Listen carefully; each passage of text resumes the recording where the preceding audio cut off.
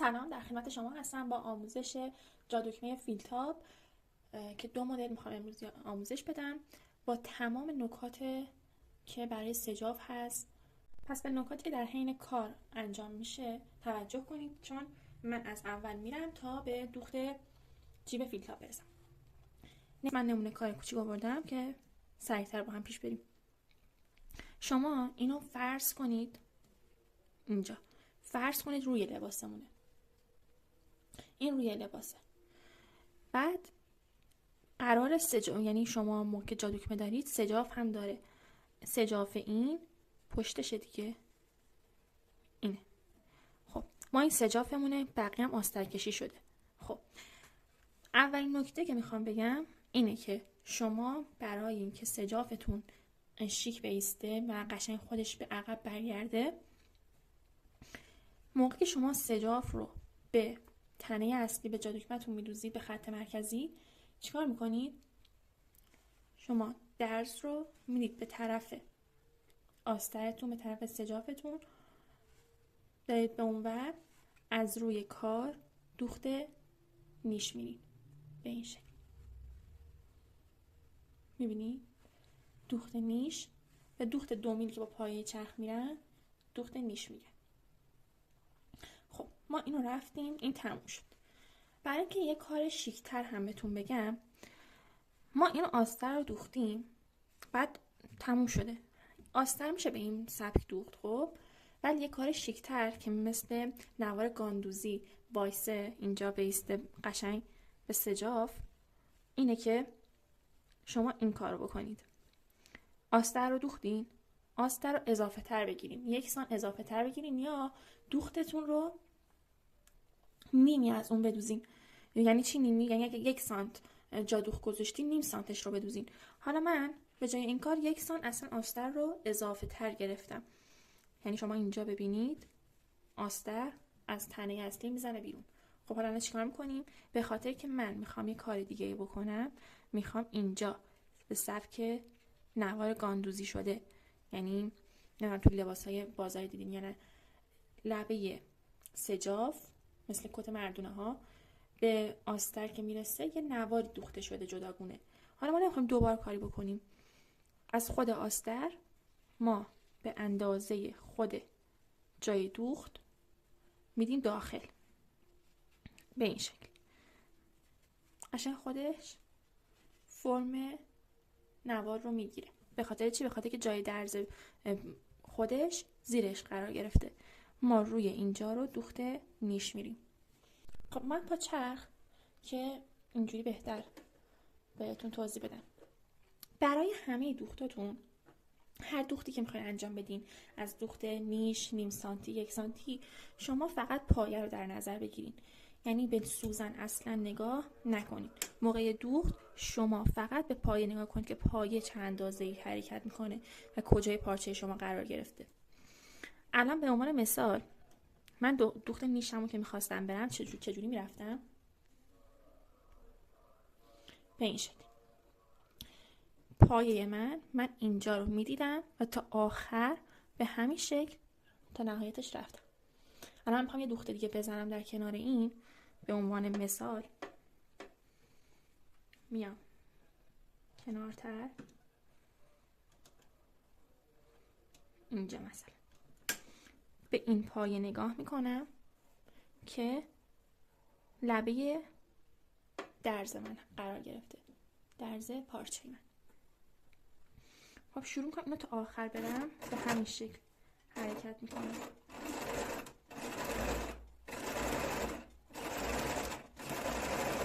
میبینید من اصلا به سوزن نگاه نکردم، از اول تا آخر با لبه پارچه پیش رفتم، از کنار پایه با لبه درز پارچه. شما هر اندازه ای رو که بخواین با پایتون اندازه بگیرید، نه با سوزن. حالا این که فقط یک مثال بود و یک نمونه. حالا میریم برای دوخت همین که گفتم.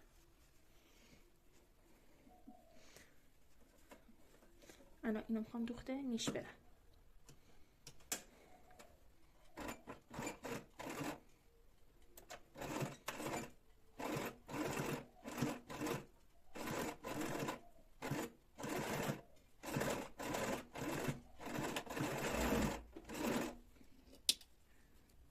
از اول تا آخر به یک اندازه رفته. حالا من اینو میارم رو. این الان چه فرقی کرد؟ فرقش رو الان به شما نشون میدم. این الان پشت کار ماست، این سجاف ماست، این آسترمون، این یه حالت برآمده مثل نوار قرار گرفته رو. به این شکل دیدین؟ حالا اندازه رو میبینیم، ببینیم دوباره اندازه شد یا نه هنوز اضافه است. ولی میبینیم نه دیگه، قشنگ همون اندازه‌ای که روی کارمون هست پشت کارمون هم هست.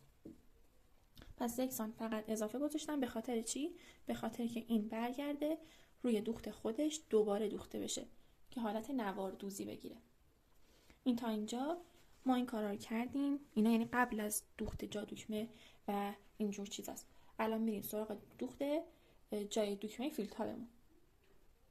برای اینکه یه دوخت جا دکمه داشته باشیم که فیلتاب ساده‌ای داشته باشه، مستطیل شکل باشه، ما روی پارچه جداگونه لای چسب میچسبونیم، طرحمون رو میکشیم. الان قطر دکمه من هر چقدر باشه به علاوه نیم سانت میکنم. به درشتیش به اندازه دکمه‌تون بستگی داره. دکمه شما هر چقدر باشه پهنای جیب شما هم همون انقدر به علاوه نیم میشه. با خط مرکزی یک ذره فاصله میدم به این شکل. 1 سانت بالا 1 سانت پایین. اینم بازم بستگی به شما داره. شاید شما جا دکمه نیم سانتی بخواید، مثلا نیم سانت لبه بالایی بخواید، نیم سانت لبه، یعنی در کل 1 سانت بخواید جا دکمه رو. ولی من یه جا دکمه 2 سانتی در 3 سانت میخوام که اینا بیشتر برای پالتو کاربرد داره. من این طرح اونجا کشیدم، همینو به اون طرف، یعنی به طرف سجافمون، به طرف پشت پارچه هم باید هر جور که اینجا قرار گرفته به طرف پشت هم قرار بگیره که با هم مماس یکدیگه باشه. با پارچه‌ای که من میخوام الان برای فیلتابم در نظر بگیرم که لبه جا دکمه بیاد بیرون، میخوام با پارچه اصلی متفاوت باشه. این پارچه دوباره همین پارچه است. پس من این پارچه رو میذارم برای پشت کار و این پارچه رو که اینم لای چسب زدن میذارم برای روی کار که یه تفاوتی داشته باشه و معلوم باشه جیب ما، یعنی جا دکمه ما. اینا اینجوری قرار میدم، سوزن میزنم. من اول این ور، یعنی این اصلی رو مشخص بکنم جاش رو و اونو طبق این اندازه میزنم. من میخوام این یعنی جا دکمه هم با خط مرکزی 2 سانت فاصله داشته باشه.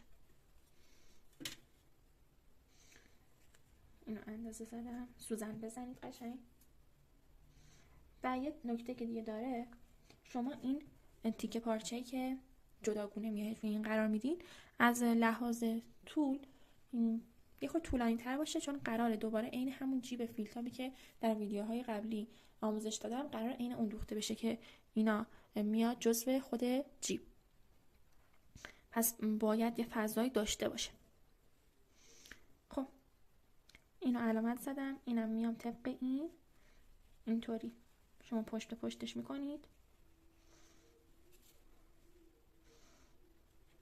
سوزن میزنید که هر جا که این قرار گرفته اون یکی هم قرار بگیره. نباید به هم وصل بشه، فقط محل قرارگیری جفتشون باید یک جا باشه.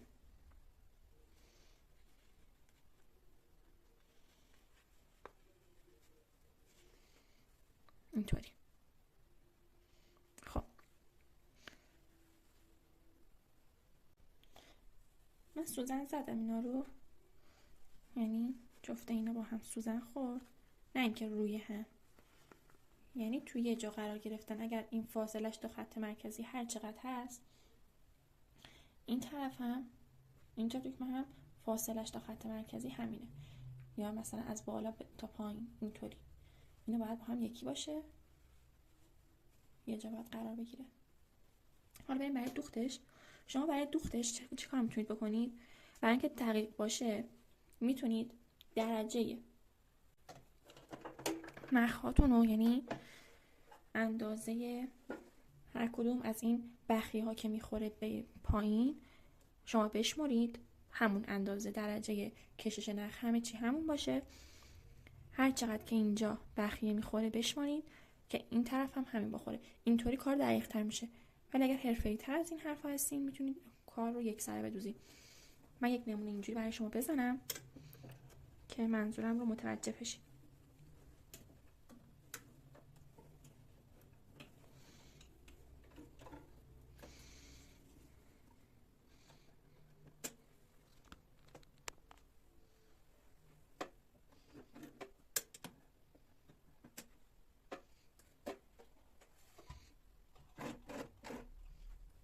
الان یه بخیه، 2 تا بخیه، 3 4 5 6 7 8 9 10 و 11.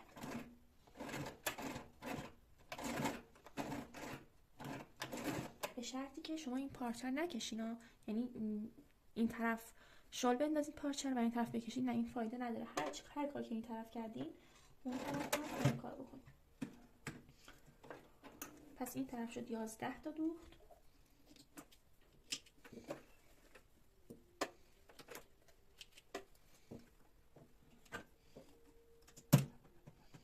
این طرف هم همینطور.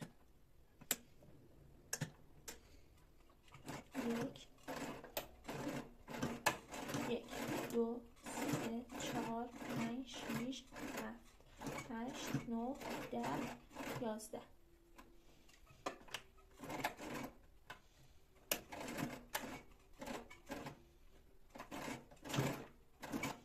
محکم میکنید کار رو.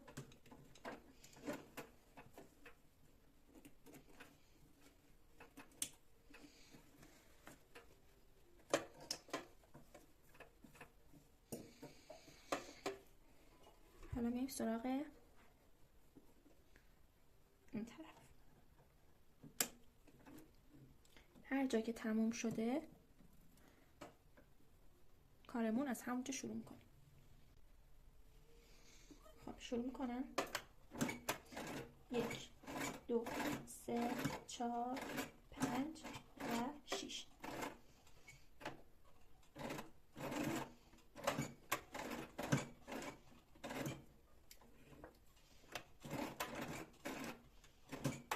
برای محکم کردن کارتونم هر کدوم دوختا روی همون خط این کار رو انجام بدیم.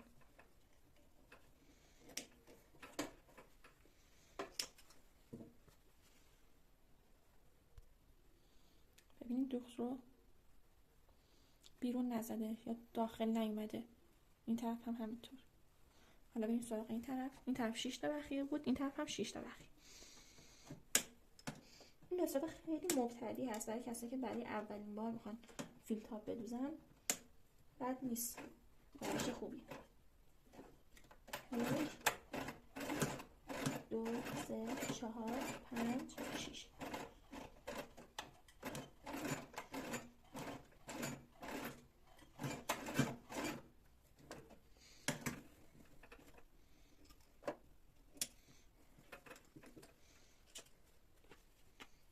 از طرف پشت پارچه ببینید. خب الان اینو قیچی میکنیم. یعنی بعد شما این طرف هم بدوزین به همین شکل و قیچی کنید. حالا من اینو قیچی میکنم.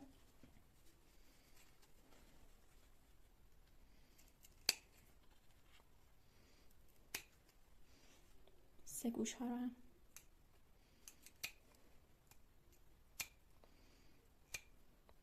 شما این پارچه سبکتر هم بذارین، اشکال نداره. این لایچ هست هم نزدید به پشت پارچه، برای آستریتون مشکلی نداره.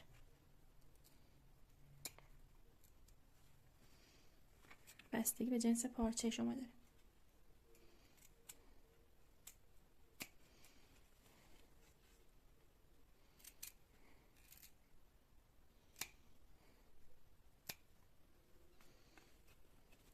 خب حالا ما الان این که برش زدیم به پشت برمیگردونیم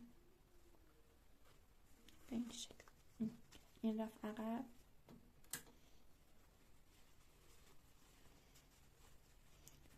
این یکی هم به پشت برمیگرده.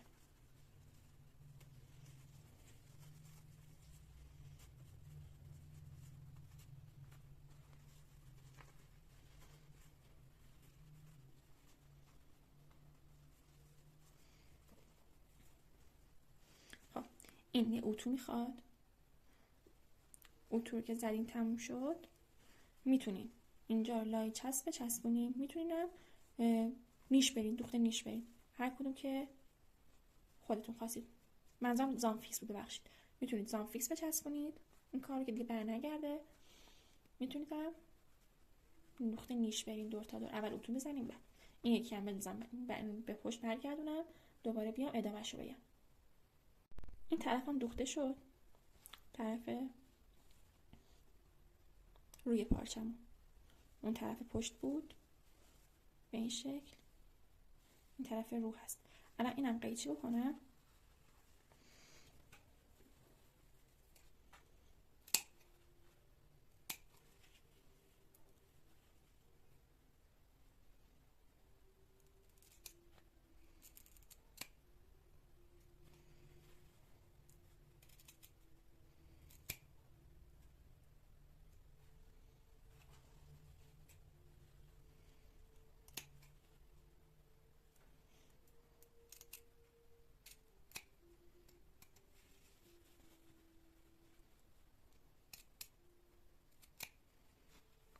به این شکل.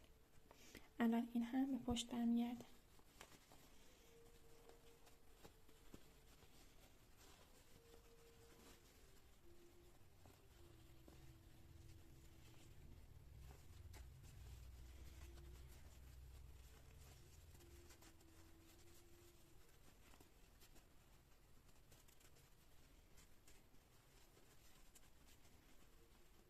اینم یه اتو میخواد، فقط اون طرف رو کامل اتو میکنیم. خب این طرف رو ما یه خط وسط مشخص کردیم برای اینجا.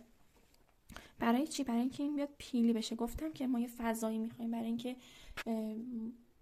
خود فیلتاب رو از خودش در بیاریم. به خاطر همین اینو کارش نداریم. این رو گفتم زانفیکس میچسبونیم، اول اتو میکنید، بعد زانفیکس بچسبونید که این ثابت بیسته. وگرنه اگر زانفیکس هم نمیخواد، میتونید دور تا دور کار رو نیش بدوزید. با پشت کار کاری نداریم. خب این تموم شد. با این هم اتو میکنیم، میاریم چیکارش میکنیم؟ میایم این رو به حالت این شکلی پیلی. میتونید برای راهنماتون باشه، دوخت رو برگردونید به سمت خودش، روی خود همین تا کنید. اندازه اصلی رو به شما نشون میده که باید چقدر پیلی باشه. یه بار دیگه ببینید.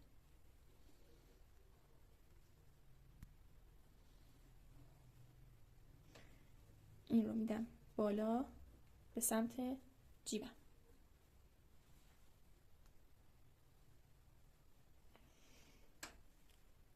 پیلی رو روی این به اندازه همین جای دوخت اندازه میزنم. اینطوری به من فیلتاب میده. به طرف رو که برگردونم میبینم یه فیلتاب به من ده. پس موقعی شما دارید دوخت بکنید، یعنی به اتو بکنید، وقتی کامل هم اتو کردین یه اتوی این شکلی هم بکنید. یعنی اینو بدید بالا، این به سمت بالا، اینو بدید پایین به سمت جیب، فضای خالی. پارچه رو بدین به سمت بالا، یه پیلی ایجاد بشه. اینا یه اتو بخوره بیاد. خب ما جا دکمه فیلتابمون رو دوختیم. فیلتاب ما به این شکل، این همون جیب فیلتابی که هستش که تو کانال الان هست. شما میتونید برای اینکه اگر نتونستین، اگر خیلی اینجا درست متوجه بشین، من توی کانالم دوخت جیب فیلتاب یک طرفه دو طرفه رو گذاشتم. شما میتونید این کار رو یک طرفه هم بکنید، یعنی جا دکمه یک طرفه فیلتاب یک طرفه بذاریم. این دو طرفه بود و یا مدل های مختلف، مثلثی، هر جوری که خواستین. پس داخل کانال من بشین و ویدیوها رو ببینید. برای نکات بیشتر یه دوخت جا دکمه دیگه هم تا انتهای ویدیو با من باشین، چون نکات دیگه هم هست که برای تمیزکاری میگم. خب این اینجا تموم شد. این روی لباس ماست به این شکل. اینطوری دکمه میاد بیرون ازش و اینم پشت کارمون. برای چی پشتمون اینجوری بود؟ به خاطری که اینطوری محکم میاد قرار میگیره دکمه از داخلش رد بشه. این کار رو شما سجاف رو میتونید هم با زامفیکس بچسبونید به هم یه روش دیگه هست که دو مدل بعدی میگم چجوری. هم میتونید به هم بدوزید، پس دوز کنید. پس این کار من فقط زامفیکس میزنم. این کار تموم شد. زامفیکس میزنم به اطراف اینجا و اینجا، اتو میشه. فقط اینجا باز میمونه که دکمه از داخلش عبور کنه. دور این کار هم دیگه زامفیکس نزدم، نیازی نبود چون دوخت نیش رفتم. خب حالا بریم سراغ آموزش بعدی. آموزش بعدی مثل همین جا دکممون هست، فقط یک فرقی داره که این منحنی هست، یعنی مدل داره، میشه شما مثلثش بکنید هر مدلی که دلتون میخواد، ولی من این مدل رو الان انتخاب کردم با یه نحوه فیلتاب دیگه. یعنی شما دیگه الان میبینید دیگه فضایی نداره برای خودش پیلی بشه و داخل بیاد. این مدلش فرق داره، این راحت تر هست، اون تمیزتر دوخته شد ولی این راحت تر هست. حالا هر کدوم که شما مایل هستین برای دوختش. ما کار رو مثل سری قبل میذاریم اینجا، از پارچه جداگونه لای چسب میچسبونیم روی کار. دوخت نیشم رو رفتم، تموم شده و با سجاف جفتش روبروی هم قرار گرفته، مثل این که اگر باز شد اینجا تو این کادر جای دیگه باز نشه. خب این تا اینجاش. ما اینو میدوزیم دور تا دور، این رو هم همینطور بدوزم بیام.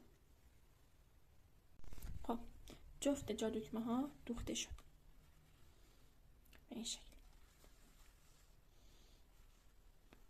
نکته فراموش نکنید الان پشت پارچه است، ما رو به رو میدوزیم، روی پارچه به روی پارچه، و تو این مدل جنس این پارچه‌ای که میاد روی این از سر خود پارچه باشه، چون دیگه ما اون فیلتابی که میخوایم رو جداگونه وصل میکنیم، پس نیازی نیست از یک رنگ و مدل دیگه ای باشه. من این رو از جنس خود روی پارچه دارم. حالا قیچیش میکنم،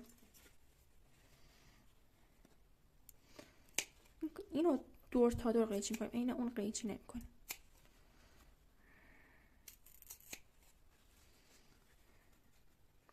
به طوری که فقط نیم سانت یه جا دوخت داشته باشه.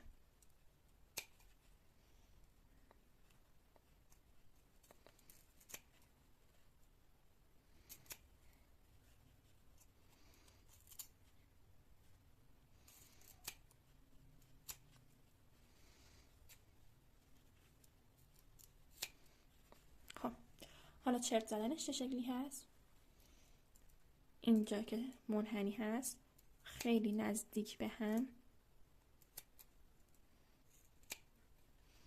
چرت های پشت سر هم میزنیم.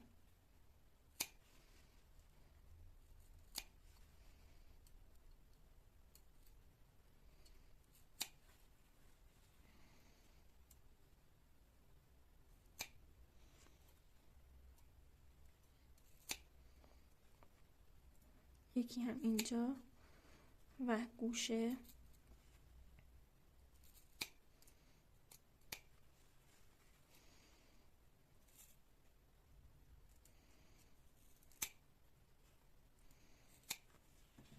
حالا اینو برمیگردم.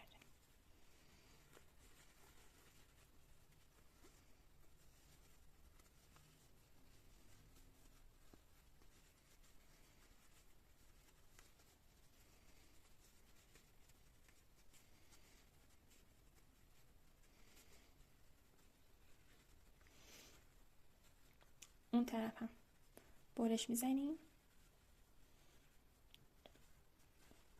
و مثل این اتو میکنم، یعنی اینم الان بعد من اتو بکنم، اینو برش بدم، اونم اتو بکنم. و بعدش چیکار میکنیم؟ ما الان فیلتابمون رو میخوایم.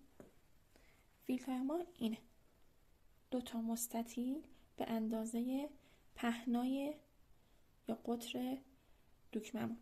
دکمه ما هر چقدر هست 1 سانت یا 2 سانت بر محض احتیاط، که از کنارهاش چون ما این میره پشت کار. اگر بیشتر هم بود مشکلی نداره. پس اضافه تر میگیریم برای فیلتاب. پهناش هم اینجا عرض فیلتابمون، لبه فیلتاب به اندازه اینجاست که باز شده. هر چقدر که باز شده همون انقدر ما میایم جبرانش میکنیم با فیلتاب. اینطوری و یعنی این دوتا رو میذاریم رو به روی هم، این روش قرار میگیره و بعد از اتو این اینطوری نیش دوخته میشه. پس بریم انجامش بدیم. خب کار ما دوخته شد، یعنی ما برداشتیم چیکار کردیم؟ گفتم که اتو میکنیم، شما اینا رو میدید به پشت، اتو میکنید دیگه. اگر خواستین میتونید دوخته نیش برین دورش، اگر نخواستین میتونید زانفیکس بزنید.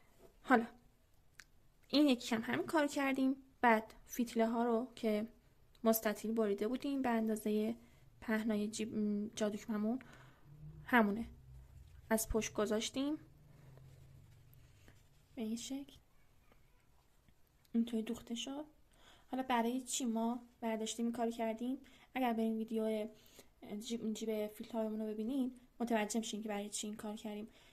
برای اینکه این دوتا موازی هم دیگه قرار بگیرن، این دوتا فیتله ها، ما این دوتا رو اول به هم متصل میکنیم با زیگزاگ، بعد دور کار رو میدوزیم. این کار دیگه به غیر از این جور دیگه وصل نمیشه اگر بخواید به روش قبلی وصل کنید. خب به اون نکته داریم میرسیم. حالا میخواد من به چی کنم؟ نیازی نیست، فقط خواستم نشونتون بدم موقع قبل از که این دور رو بدوزید اون رو اول، این رو اول بدوزید، زیگزاگ رو اول بزنید.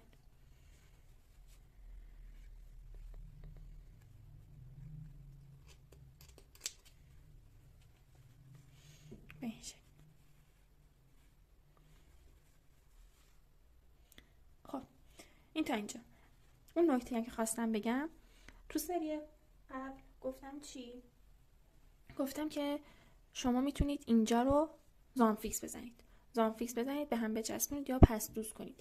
ولی یه روش دیگه برای سجاف ها هستش. سجاف برای لبه دامن، برای لبه های مانتو، پالتو، هر کدوم از اینا که خواستین بیارین تو و نخواستین زانفیکس یا پس دوز بکنید، میتونید شما لایه حریر رو به این شکل فقط اینطوری قرار بدین. یعنی شما اینو به اینجای کار بدوزین و اینو اینطوری قرار بدین به روش و اتو بکنین. این دوتا به هم میچسبه، چون به اون که دوخته شده چسبش هم به طرف رو هست، به این طرف کار میچسبه. این کار خیلی تمیز میشه. برای هر جایی که خواستین دوتا پارچه به هم متصل بشه از لایه حریر میتونید استفاده بکنید. پس اینم نکته آخر ما بود. ممنونم از اینکه همراهی کردین. خدا نگهدارتون.